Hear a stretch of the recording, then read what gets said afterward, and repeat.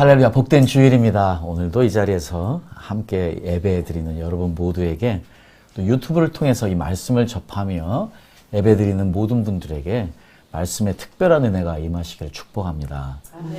계속해서 지금 광야에서 우리가 꼭 해결해야 되는 그 우상을 제거하는 문제 때문에 우리 우상이 우리에게 어떻게 작동하는지를 먼저 말씀드렸습니다.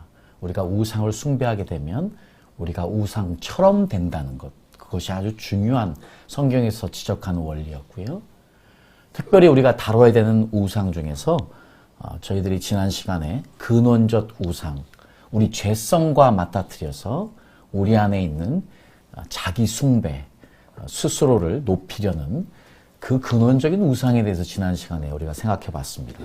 그럼 이번에는요, 그것들이, 그 근원적인 우상이, 우리의 죄성이, 우리의 자기 숭배가 표면적으로 어떻게 나타나느냐 하는 것인데, 그 표면적 우상 중에서 가장 먼저 저희들이 다뤄야 하는 것은 돈입니다. 사실은 우리가요, 이 돈이 제일인 시대에 살고 있습니다. 그 어느 때보다요. 이렇게 공업화되기 전에는 땅만 있으면 살 수 있었고요.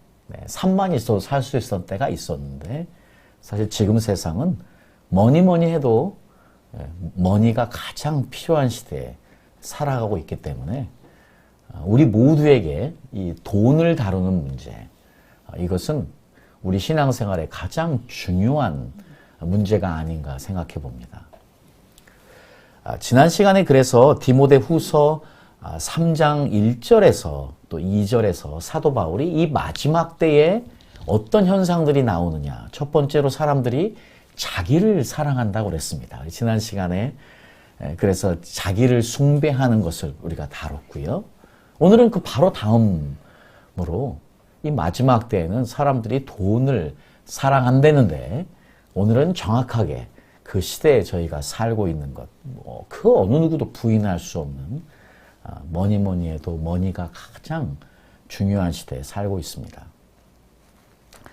이 사도 바울은요, 이 돈을 사랑하는 것, 그래서 이 돈을 사랑하는 것이 일마닥의 뿌리라고 이야기를 디모데전서 6장 10절에 이야기하고 있습니다.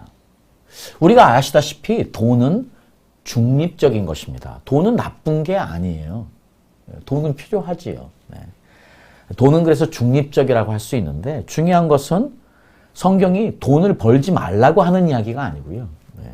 성경은 돈을 사랑하지 말라고 하는 것이지요. 네. 그러니까 돈이 선한 도구가 될 수도 있지만 악한 도구도 될 수 있다는 것을 성경은 아주 강조해서 이야기하고 있는 것 같습니다. 네. 돈으로 영혼을 살릴 수도 있고 죽일 수도 있다는 것이지요. 그래서 디모데전서 6장 10절에 사도 바울이 돈을 사랑하는 것이 모든 악의 뿌리라고 하잖아요.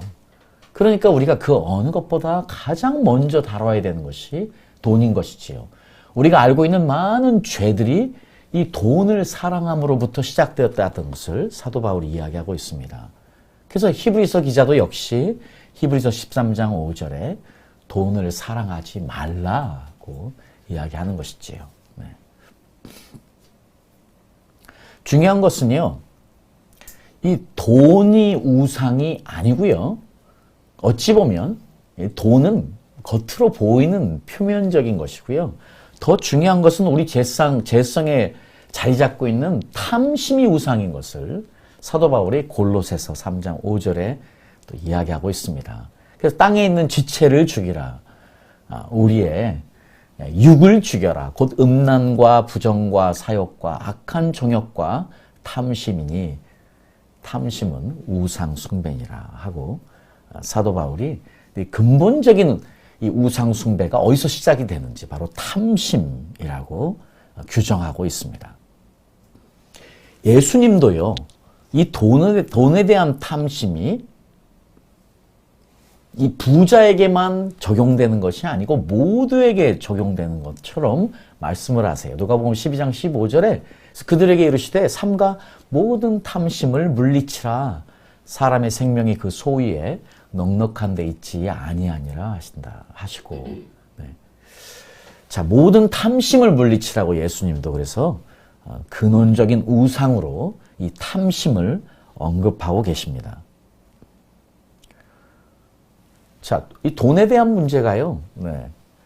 이것이 그렇다면은 돈을 가지지 않은 자에게만 해당되는 것도 아니고 이 부자에게만도 해당되는 것도 아닌 것 같습니다. 소유가 넉넉한 사람뿐 아니라 이 물질이 쪼들리는 사람도요. 어떤 이유, 어떤 여러 가지 방법으로 우상, 돈을 우상으로 만들 수 있다는 지적을 지금 경고를 하시고 계시는 것이지요. 그런데 문제는요, 우리가 돈을 사랑하는 이 탐욕에 빠졌다고 분별하기가 어렵다는 것입니다. 그 가난하니까 돈이나 탐욕이 자신과 상관없다고 생각하면 그게 참 오산인 것이고요. 사실은 가난하기 때문에 오히려 돈이 우상이 될 수가 더 있는 것이지요. 그러니까 가난을 벗어나려는 동기를 살펴보면 자신이 돈이나 탐욕에서 벗어나지 못하고 있음을 또한 발견할 수 있을 것 같습니다. 그러니까 가난한 것만이 우상으로부터 멀어지는 것은 아니라는 것이죠. 지나치게 또 인색하면 그것은 또 왜곡된 정반대의 우상 숭배가 될 수 있고요. 또 부자들은 부자들대로 돈이 있음에도 불구하고 그것을 어떻게 관리하고 다루느냐의 근심으로 인해서 돈이 그 삶의 모든 기준이 되어버리기 때문에 돈이 우상이 되는 문제는 가난하거나 부자거나 모두에게 다 중요한 문제가 된다고 성경은 지적하고 있습니다.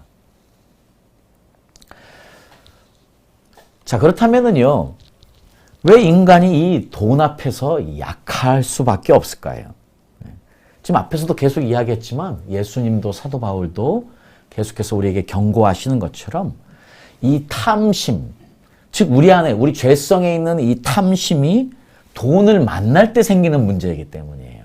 돈 자체는 악한 것이 아니고 중립적인 것인데 우리의 죄성, 탐심이 돈을 만날 때에 그것이 아주 우리가 이겨낼 수 없는 강력한 힘이 돼버리는 것이지요. 그것 자체가 우리의 존재를 지배하고 장악할 수 있는 놀라운 힘을 가지고 있기 때문인 것이지요.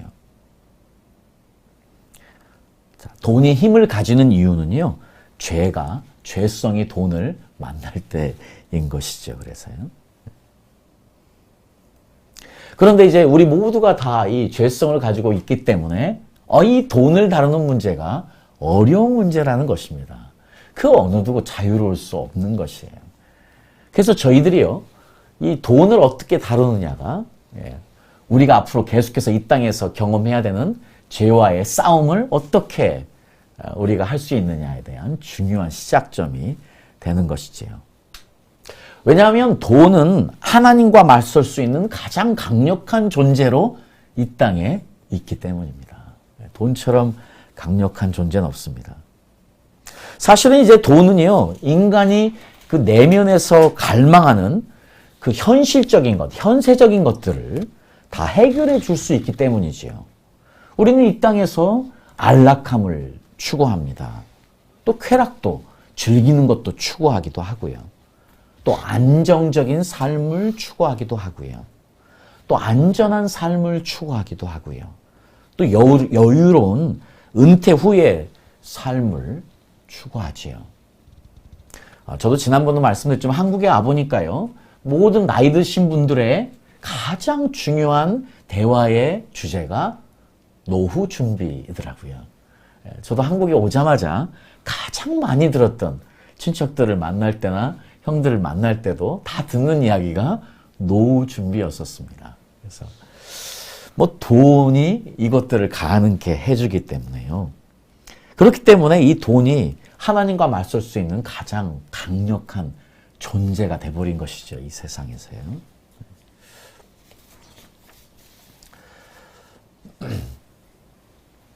이 돈을 염려하면, 자, 그래서요, 이 돈을 우리가 염려할 수밖에 없는 것 같아요. 돈이 없으면 염려가 찾아오는 것이고, 돈이 없으면 근심스러울 수 있는 것이 너무 당연한 것 같습니다.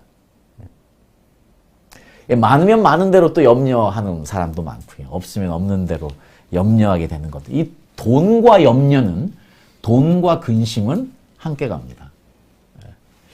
여러분은 돈 때문에 염려하시고 사십니까? 근심을 가지고 사십니까? 예수님이 특별히요, 이 부분을 정확하게 마태복음 6장에서 이렇게 말씀하고 계세요. 24절에 우리가 너무 잘 알고 있는 말씀인데, 너희가 하나님과 재물을 겸하여 섬기지 못하느니라. 자, 예수님이요, 하나님과 재물을 이 땅에서 분명히 두 주인을 섬길 수 없답니다. 여기서 사실은 이제 재물이라는 것이 맘몬이라는 이 갈대어를 사용했는데요. 그것은 사실 저희가 알고 있는 단순히 돈, 재물만이 아니고 더 정확한 의미는 이 재물이 가져오는 영향력, 그러니까 훨씬 더 넓은 의미거든요.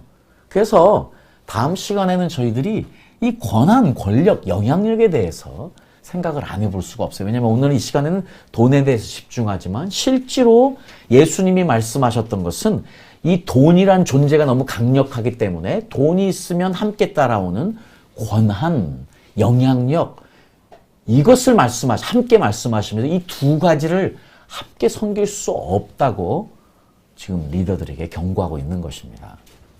이 말씀을 하시면서요, 이 말씀을 하시기 전에 예수님이 먼저 판을 까세요. 좀 죄송합니다. 속된, 먼저 판을 깔아 놓으시는, 어떤 판을 까느냐? 천국의 보물을 쌓으라는 판을 깝니다. 보물을 땅에 쌓아두는 것이 아니고요, 천국에 쌓아두는 것이라는 것을 먼저 이야기하고 계십니다. 그렇게 19절, 20절에 보물을 땅에 쌓아두지 말라. 보물은 하늘에 쌓아두는 것이다. 하고 이야기합니다. 결국 우리가 돈을 어떻게 다루느냐에 따라서 보물을 땅에 쌓느냐, 하늘에 쌓느냐 하는 것이지요. 너무나 중요한 이야기지요. 그러시면서요, 우리가 잘 알고 있는 내 보물이 있는 곳에 내 마음이 있기 때문이다 말씀하시면서 22절에 눈은 몸의 등불이니 내 눈이 성하면 온몸이 밝을 것이요 눈이 나쁘면 온몸이 어두울 것이니. 지금 예수님께서요, 하나님과 재물을 함께 섬길 수 없다는 이야기를 하시기 전에 판을 깔아 놓으신 것이, 너는 지금 그 돈을 가지고 하늘에 보물을 쌓니 땅에 보물을 쌓아두니. 이 돈은 어떤 것이냐? 내 눈과 같은 것이야. 네가 돈을 제대로 관리하면 네 몸은 거룩해질 것이야. 그런데 네가 돈을 잘못 사용하고 땅에 보물을 쌓으면 너는 어둠에 있는 것이야 하는 정확한 이 메시지를 먼저 던지시고 나서 너희가 하나님과 재물을 겸하여 섬길 수 없다고 말씀하시는 것입니다. 그러니까 그 어느 누구도, 이 땅에 사는 어떤 그리스도인들도 돈을 정복하지 않고서는 오직 여호와 하나님만을 경배할 수 없는 것이지요. 돈이 지배하는 세상, 돈이 가장 중요한 세상에서 지금 돈은 나에게 어떤 존재인가 하는 것이 그 어떤 때보다 중요한 질문이 돼야만 하는 것 같습니다. 자, 이 말씀을 하시면서요, 예수님이 지금 25절부터는 또 어떤 말씀을 하시냐면 안다 이야기하십니다. 어떤 이야기를 하시냐? 너희들에게 돈이 필요한 것을 안다 이야기하시는 것 같아요. 그래서 목숨을 위해 무엇을 먹을까 마실까, 몸을 위해 무엇을 입을까 염려하지 말라 이야기하십니다.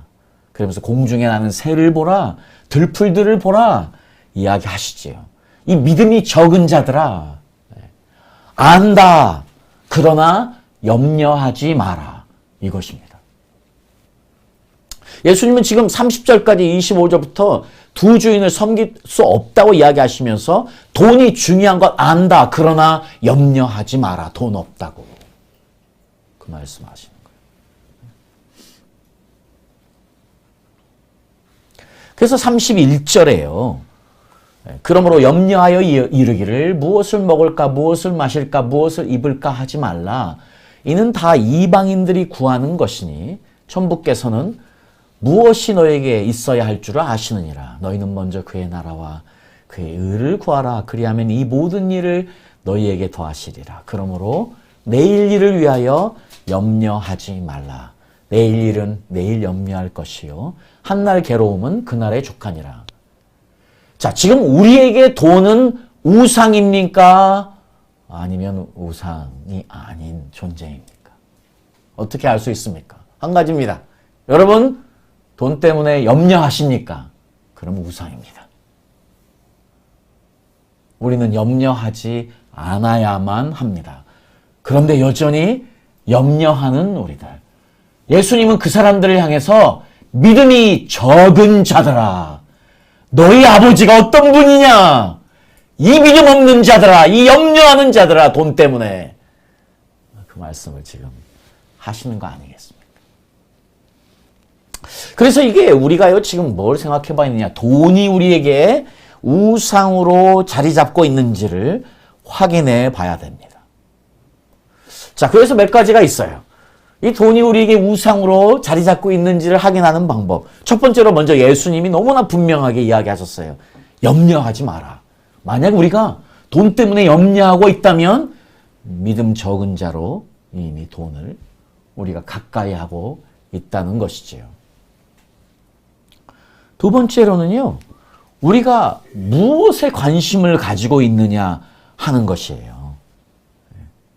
염려는 이방인들이나 하는 것입니다. 염려는 이방인들이나 하는 것인데 우리가 한다면 우리가 이방인처럼 되는 거예요. 염려하면 안 되는 것이죠. 자, 그런데 두 번째로는 우리의 관심이 지금 어디에 있느냐가 또 이것을 확인해 볼 수 있는 것 같습니다. 여러분은 지금 시간이 날 때 무슨 생각을 하세요? 어떤 몽상을 하세요? 그것이 곧 관심이거든요. 여러분 시간이 있을 때 생각을 하지 않습니까? 어떻게 하면 돈을 더 벌 수 있을까? 어떻게 하면 자녀들을 잘 키울 수 있을까? 어떻게 하면 능력을 잘 키울 수 있을까? 자, 내가 지금 많이 생각하는 것. 그것이 어떤 건 줄 알면 그것이 우상인지 아닌지 알 수 있는 것이지요. 주님보다 더 많이 생각하는 것이 있다면 그것이 우상인데 실제로 우리의 삶에 주님보다 이 돈에 대한 염려가 있다면 그것이 반드시 우리의 주요한 관심사가 되는 것이겠지요. 꼭 돈이 아니라 할지라도 우리가 가장 많이 지금 관심을 기울이는 것이 주님이 아니라면 그것은 이미 우상인 것이지요. 자, 세 번째로는요. 그러면 우리가 돈이 있을 때 그것을 어디에 사용하느냐는 것이에요. 어떻게 사용하느냐는 것이에요. 우리는 내가 지금 돈을 어디에 가장 많이 사용하고 있는지를 살펴봐야 됩니다. 물론 우리가 이 땅에서 살아가기 위해서 필요한 것이지요. 생활비가 가장 많이 들겠지만은요. 여러분 우리가 가장 사랑하는데 우리가 가장 관심을 두고 있는데 돈을 쓰기 때문인 것이지요. 그러니까 우리의 소비 패턴은요. 내가 지금 무엇을 우상으로 내 삶에서 섬기고 있는지를 보여줄 수 있는 것입니다. 자, 그래서 한번 확인해 보십시오. 어떤 분들 남자 같은 경우에는 뭐 요즘 그 가젯을 가는 거 그래서 특별한 새로운 것이 나오면 어떤 기계를 사시는지 새로운 그 IT와 관련된 컴퓨터와 관련된 아니면 차 남자들은 차 우상인 사람 많아요. 그래서 차 좋은 거 사가지고 매일 닦고 하시는 분들 보게 되는데 요즘은 이제 젊은이들은 좋은 컴퓨터 뭐 요즘 많은 것들이 있으니까 아마 그런 것들이 가장 많이 사용하는 사용처가 되지 않을까 생각해 봅니다. 네 번째로는요. 저희들이 혹시 기도했을 때 응답되지 않으면 막 화가 나세요? 특별히 우리가 하나님께 어떤 것을 요청했는데 그것이 이루어지지 않으면 막 화가 난다면 분명히 그것은 우상이 이미 된 것이지요.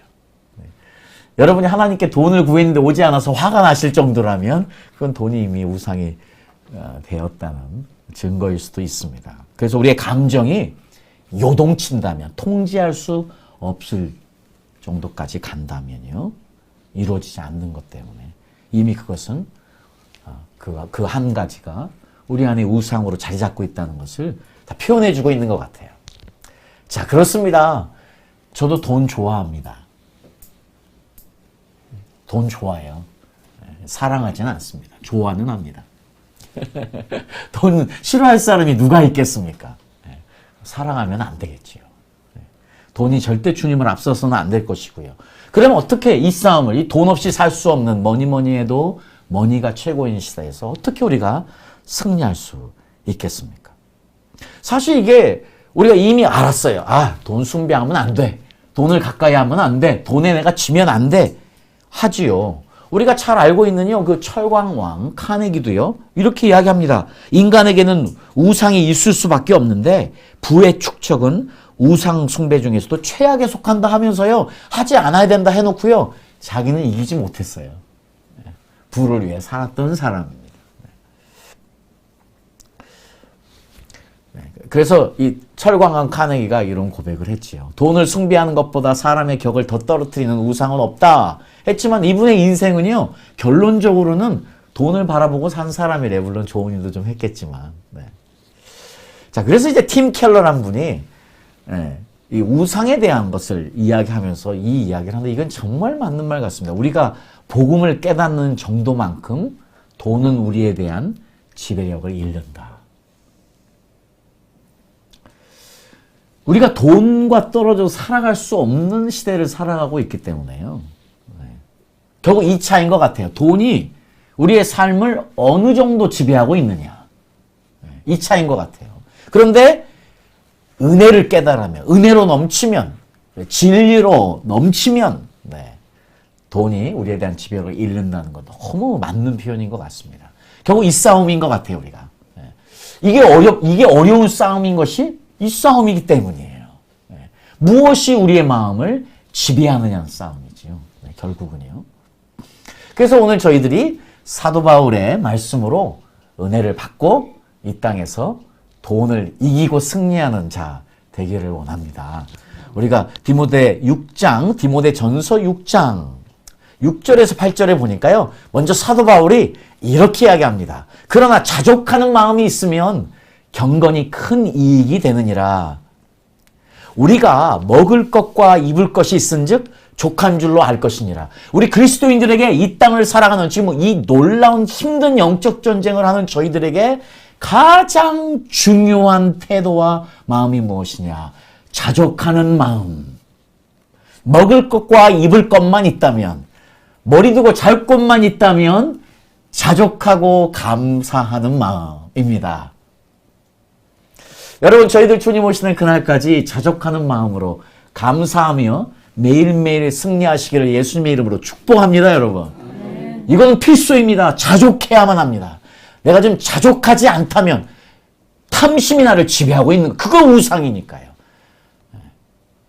이것은 그래서 필수인 것이지요. 선택의 사항이 아닌 것이지요. 자족해야 합니다, 저희들은. 그래서요, 7절에 6절에서 8절에서 그렇게 이야기하면서요. 먹고 입을 것만 있으면 자족하는 마음으로 이 땅을 살아라 권면하면서 7절에 우리가 이 세상에 아무것도 가지고 온 것이 없음에 또한 아무것도 가지고 가지 못하리니. 우리 너무 잘 알고 있는 말씀이잖아요. 이 진리의 말씀이 이미 보편적인 진리로 우리에게도 공수래, 공수거라는 한자어를 저희도 잘 알지 않습니까? 하물며 세상 사람들도 하나님의 진리의 말씀도 분명하게 우리에게 이 세상을 우리가 빈손으로 떠난다고 경고하시면서 자족하고 살라고 그러는데 세상에서도요 일반 진리로 공수래, 공수거를 이야기합니다. 빈손으로 왔다가 빈손으로 간다는 뜻. 재물의 욕심을 부릴 필요가 없다는 거죠. 지금 사도 바울이 정확하게 공수래, 공수거를 이야기하면서 자족하라고, 자족하고 살라고 이야기합니다. 저도 이제 굉장히 놀랐어요. 우연히 이 그림을 하나 찾게 됐는데요. 지금 어떤 그림이냐면요. 손이 남아있죠? 네. 이게 누구 손이게요? 누구 손이게요? 죽은 사람의 손이, 맞았어요. 죽은 사람의 손이에요. 그런데 이 손이 누구의 손이냐면, 여러분, 알렉산더 대왕의 손입니다. 이게 무슨 말이냐면요. 이분이 죽으면서 이런 이야기를 했어요. 영어로 남아있는데, 내가 죽은 후에, 이분이 이렇게 해요. 결국 내가 죽은 후에 내 두 손이 내 카핀이 뭐죠? 카핀. 아니, 관이 죄송합니다. 내 관에서 나오게 하라. 두 손이 나와서 모두가 그 두 손을 보게 하라. 알렉산더 대왕이 이야기했어요. 유언으로요. 그래서 나 같은 사람도 이 땅을 떠날 때는 빈손으로 간다는 것을 알게 하라. 이야, 놀랍지 않습니까? 예수도 하나님을 모르는 사람이었는데 이 알렉산더 대왕이 이렇게 유언하고 죽었어요. 자기 두 빈손을 내보여서 내 관에서 나오게 해서 모두가 다 보게 하라. 우리가 이렇게 이 세상을 떠난다는 것을요. 진리를 모르는 자도, 하나님을 모르는 자들조차도 이렇게 이야기하고 인생을 마무리하는데, 우리는요, 사도 바울이 너무나 분명하게 우리가 세상에 아무것도 가지고 온 것이 없음에 또한 아무것도 가지고 가지 못하리니 제발 공수래 공수거를 알아서 자족하며 살아야만 되는 것이지요. 자, 그렇습니다. 우리가 어떻게 자족하며 살 수 있느냐? 우리가 아무것도 가지고 갈 수 없다는 것을 알아요. 그럴 때 자족하고 감사하며 살 수 있는 것이지요.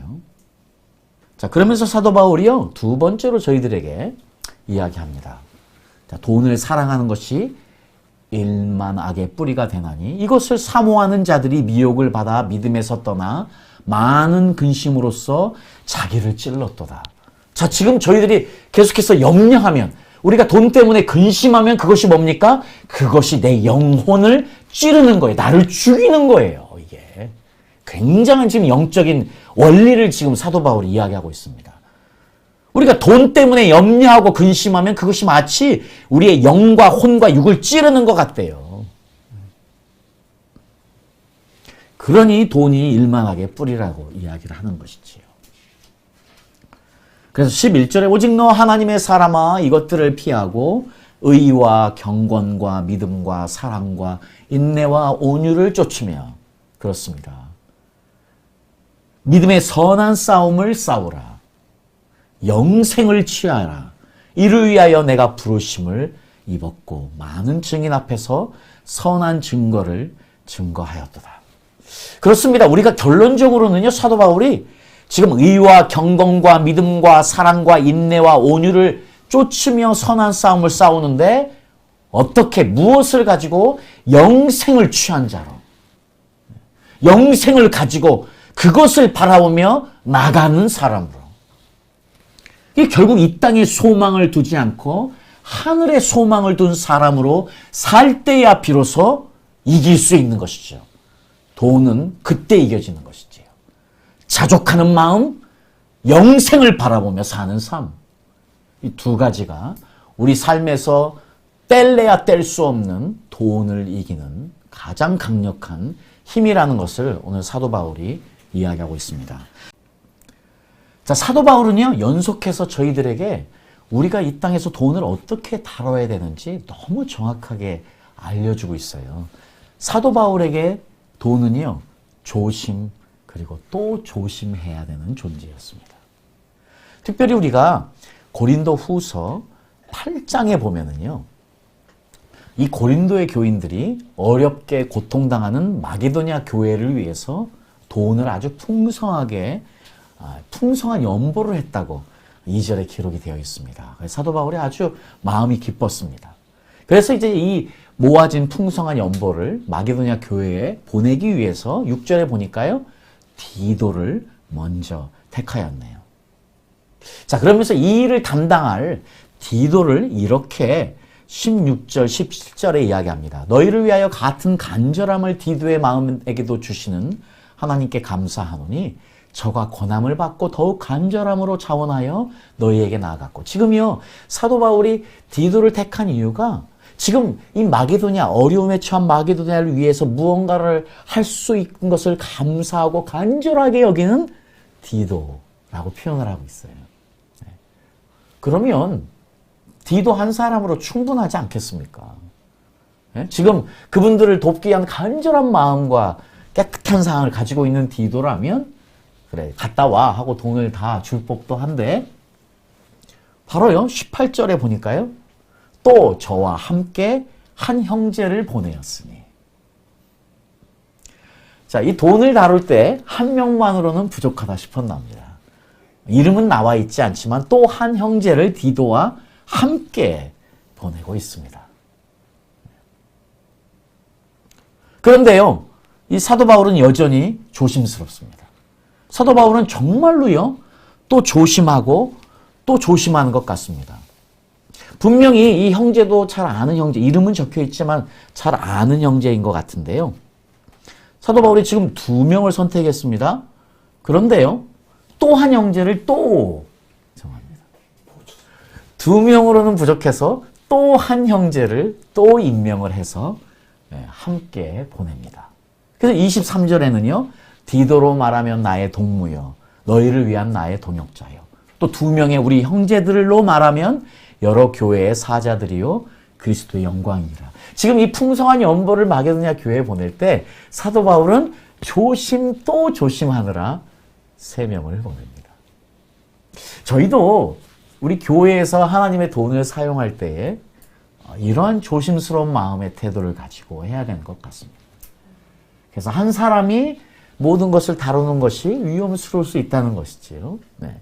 그래서 조심 사도 바울의 이 태도를 저희들이 꼭 배워야 되는데 그래서요. 고린도후서 8장 20절 21절에 이렇게 이야기해요. 도합 3명이 함께하는 이유는요. 이것을 조심함은 우리가 맡은 이 거액의 연보로 인하여 아무도 우리를 해방하지 못하게 하려 함이니 이는 우리가 주 앞에서만 아니라 사람 앞에서도 선한 일에 조심하려 함이라. 지금 돈은 일만하게 뿌리라, 자족하며 살아라, 영생을 바라보며 살아라 했던 사도 바울은요. 끝까지 돈에 대해서는 조심, 또 조심, 또 조심했습니다. 왜냐? 그 어느 누구도 이것으로부터 이 강력한 이 돈의 힘으로부터 자유스러울 수 없었기 때문입니다. 여러분, 우리는 이 우상으로부터 자유로워야만 됩니다. 첫 번째 우상입니다. 우리가 부서뜨리고 넘어뜨려야 할. 이것 실패하면 끝입니다. 그 어느 때보다 뭐니 해도 머니가 최고인 세상에 사는 저희들에게 돈과의 싸움은 첫 번째 영적인 싸움인 줄 믿습니다. 주님 오시는 그날까지 우리 자족한 감사하는 마음으로 하늘을 바라보는 영생을 바라보며 살아서 끝까지 조심해서 승리하는 저희들 될 수 있기를 예수님의 이름으로 축복합니다. 아멘.